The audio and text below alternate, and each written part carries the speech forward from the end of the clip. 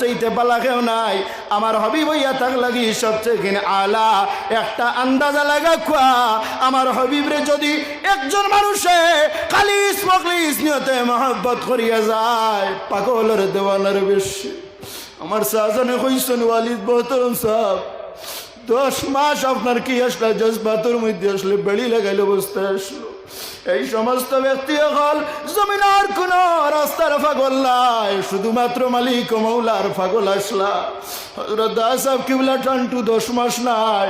আপনার 10টা বছর কি আসলা বিলে জজবাতুর মধ্যে আসলা